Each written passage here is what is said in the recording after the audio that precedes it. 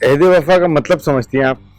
या तो हमें ये कॉलेज में ड्रामा खत्म करना होता ना, तो फिर मैं कभी भी इस कास्ट के साथ नहीं जाता। मैं किसी 17 साल के बच्चे को एक फौज का कप्तान नहीं दिखा सकता, MNA MPA भी नहीं दिखा सकता।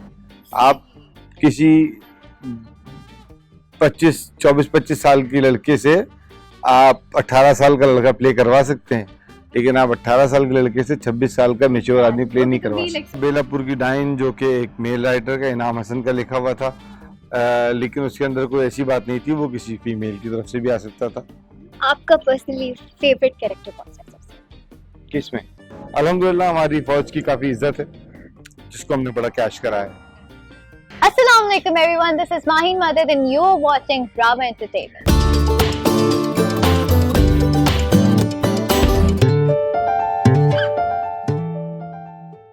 सबसे पहले तो ये बताएं कि अहद वफा का नाम अहद वफा क्यों है? Like I have my own opinions and perception about it, but I would really like to know from you कि अहद वफा का मतलब समझती हैं आप?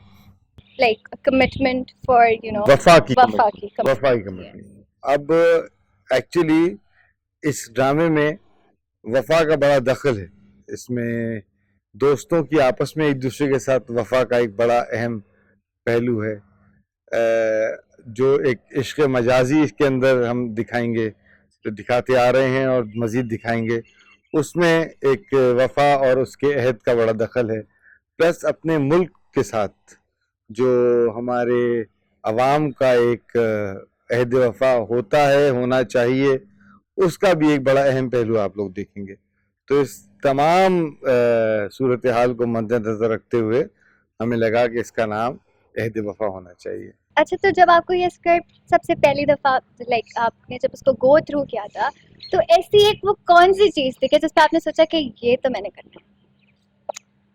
ये एक्चुअली जिस तरह का ये प्रोजेक्ट था, इसके अंदर ISPR का बड़ा दखल है। ISPR ने मुझे चूज़ किया इस प्रोजेक्ट को करने के लिए, मेरे लिए यही एक बड़ी बात थी।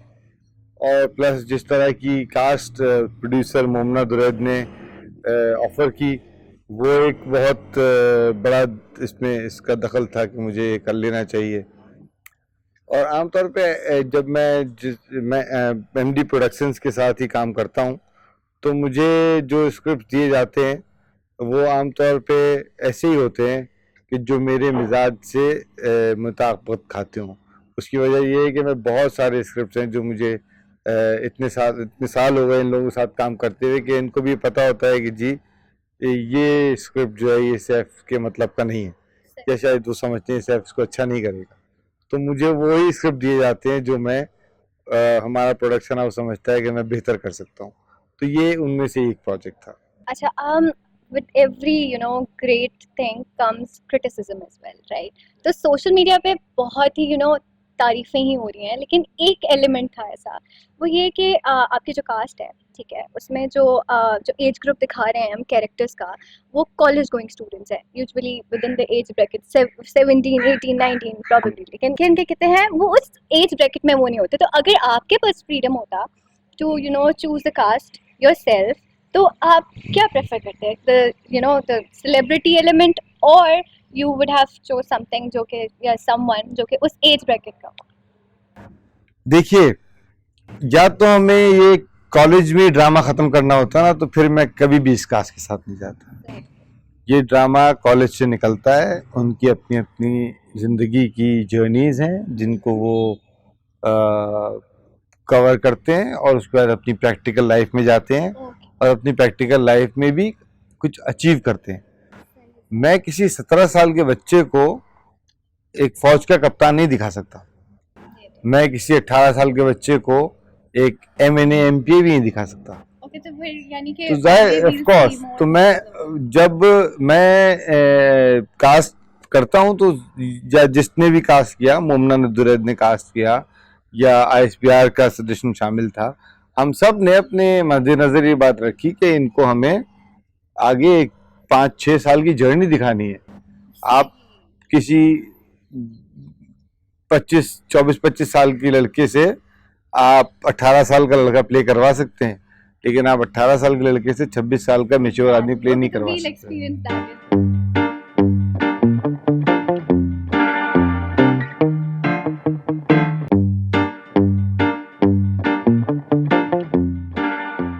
अच्छा, अगर हम कैरेक्टर्स की बात करें तो आपका पर्सनली फेवरेट कैरेक्टर कौन सा है सबसे? किसमें? ए बेवफा में? ए बेवफा में मेरा फेवरेट कैरेक्टर अभी आएगा आगे। ओके।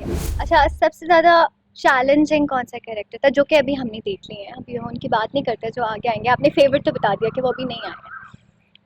चैलेंजिंग कैरेक्टर्स जो होंगे वो तो एक्टर्स के लिए होंगे, मेरे लिए तो उनको डिलीवर करने में देखो जब नए लोग आते हैं तो उसके साथ आपको जाहिर है बड़ी मेहनत करनी पड़ती है, लेकिन इसके अंदर हाँ कुछ नए लोग मैं लेके आया, लेकिन अपने अपने तौर पे सबने बड़ी मेहनत की थी। गुलजार हुसैन एक थिएटर का ग्रेजुएट है, नापा से पढ़ा हुआ लड़का है, जो इसका नाम एक्चुअली अदनान समद खान नाम है उसका बच्चे का, और वो बहुत अच्छा एक्टर है। उसने बड़ा अच्छा काम किया। राहीर एक कैरेक्टर था जो हमारा तो पहली कुछ एपिसोड में था, वो शायद नहीं आएगा या शायद एक आध दो सीन के लिए आएगा। Again he was a very good actor. सबके साथ असल में होता क्या है कि जब आप टीवी के लिए एक्टिंग करते हैं तो वो थोड़ी सी मुख्तलिफ होती है जो आपने थिएटर में किया हुआ होता है या अपनी असल ज़िंदगी में जो थोड़ी बहुत अदाकारियाँ आपने की होती हैं, तो वो टेक्निकलिटीज़ आपको नए लोगों को समझानी पड़ती हैं, लेकिन उसका मैं नहीं समझता कि वो बड़ा चैलेंज होता है आपके लिए। इससे बड़े बड़े चैलेंजेस होते हैं, आप जब डायरेक्शन करने जाते हैं तो बहुत बड़े मसले होते हैं, ये तो एक छोटा सा मसला होता है।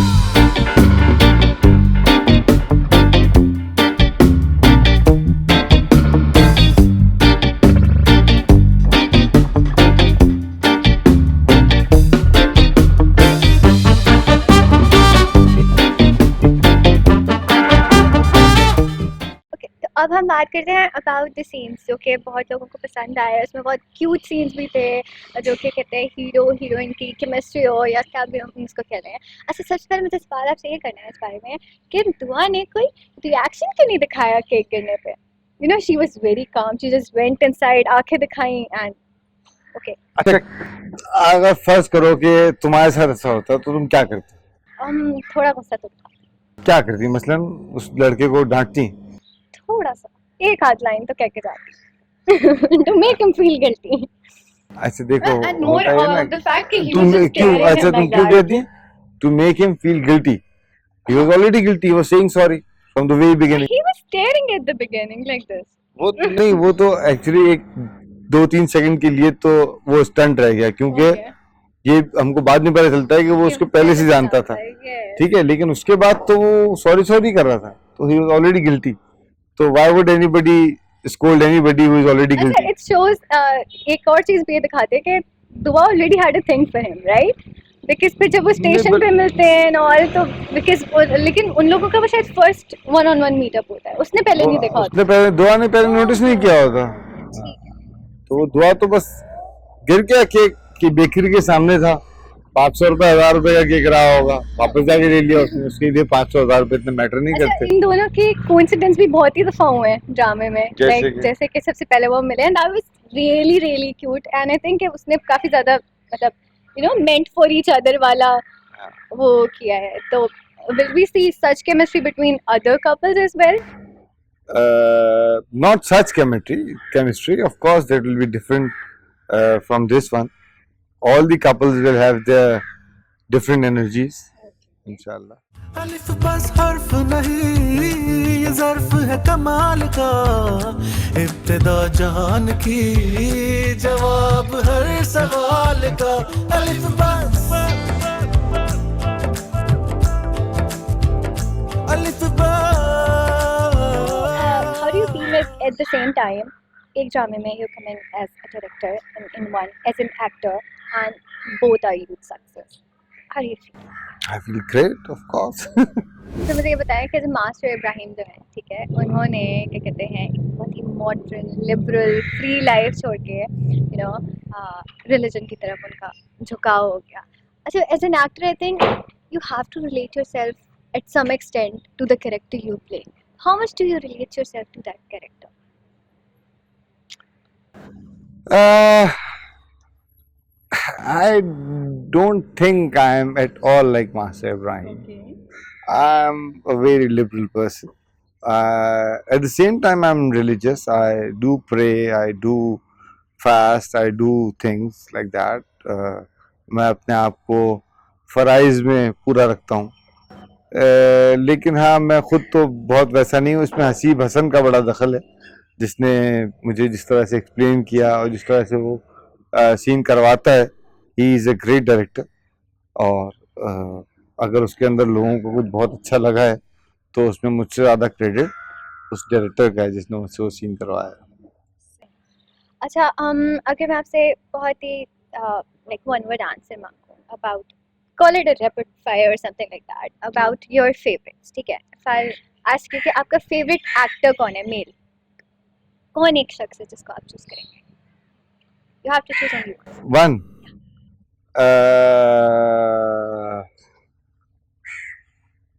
अब देखो, मैं जिनके साथ मैंने काम नहीं किया मैं उनको चूज करना चाहता हूँ, है ना. ठीक है. Uh, okay fine. Bilal Abbas. Okay. अच्छा, फीमेल. उसमें मैं जिनके साथ मैंने काम नहीं किया उनको चूज करना चाहता हूँ. तो जिनके साथ मैंने काम किया है ना, they are too close, they are all very close. सब कहेंगे You सर may भाई not आपने, decide. हाँ ये भंड मारा है ना आपने. तो इसलिए अगर उनमें से देखा जाए तो सज्जन. और best writer? Best writer Mustafa Afridi, I think is a very very good writer. How much interest do you have towards the Pakistan film industry? आप देखते हैं पाकिस्तानी? सारी फिल्में देखी हैं मैंने पाकिस्तानी. Great. और आपका सबसे फेवरेट जो है फिल्म मेकर कौन है? फेवरेट फिल्म मेकर सो फार जो मैंने अभी तक फिल्में देखी हैं उनमें मुझे जो अच्छी फिल्में लगी मैं उनका नाम बता सकता हूँ. मैं किसी एक का नाम नहीं लूँगा. मुझे सुपरस्टार बहुत अच्छी लगी, और दो मैं उसमें एक्टिंग भी कर रहा था, लेकिन शामुद्दीन ने बहुत अच्छी फिल्म बनाई. बहुत कम लोग हैं जो इतना सेंसेबल सोच सकते हैं. Nabeel Qureshi is a very good film maker.